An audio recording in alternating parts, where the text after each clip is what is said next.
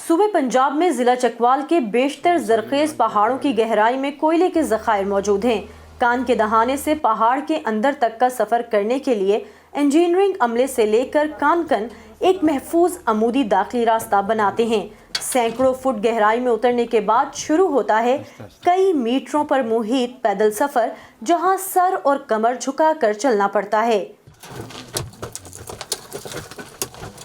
انہی گزرگاہوں پر وہ مزدور ملتے ہیں جو کوئلہ نکالنے کے لیے دیو ہیکل پہاڑ کو اندر سے کاٹ تراش کر آگے بڑھتے رہتے ہیں۔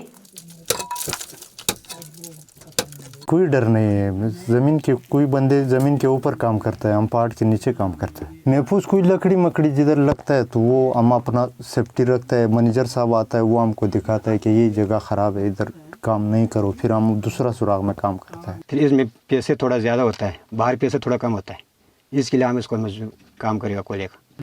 باہر دیہڑی کرے گا پھر بھی پسینہ نکلتا ہے، ادھر دیہڑی کرے گا پھر بھی پسینہ نکلتا ہے، بغیر پسینہ سے کام نہیں ہوتا ہے۔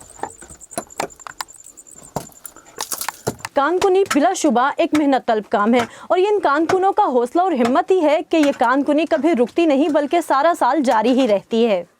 صوبے پنجاب میں محکمہ معدنیات کی جانب سے لیز پر دیے گئے 1450 میں سے تقریباً 300 رقبہ جات پر کوئلے کی کانیں ہیں، جہاں سینکڑوں افراد کام کرتے ہیں۔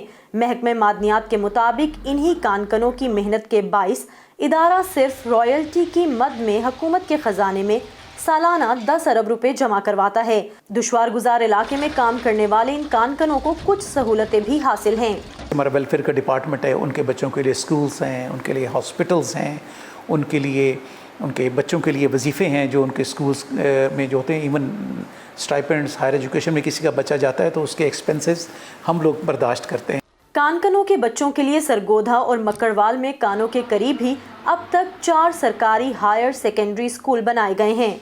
ہم نے ٹرانسپورٹ کی فیسلٹی بھی اسی لیے دی ہوئی ہے تاکہ بچیوں کو آنے جانے کا مسئلہ بھی نہ ہو، کیونکہ ان کے والد جو ہیں وہ ورکر ہیں، اپنی ڈیوٹیز پہ چلے جاتے ہیں، صبح انہیں لے جانا مشکل ہے، اور چونکہ بچیاں بڑی ہیں ان کو اپنے طور پہ بھی بھیجنا اس علاقے میں تھوڑا سا ڈینجرس ہے۔ ہمارے پاس کوئی تعلیمی ادارہ نہیں تھا، ہمیں تعلیم ادا کرنے کے لیے بہت دور جانا پڑا تھا۔ یہاں پہ پہلے فیسلٹیز موجود نہیں تھی تو پھر بہنیں وغیرہ کوئی بھی نہیں پڑھ سکے، مگر اب ہمیں فیسلٹی پرووائڈ کر دی گئی ہے تو ہم پڑھ رہے ہیں یہاں پہ۔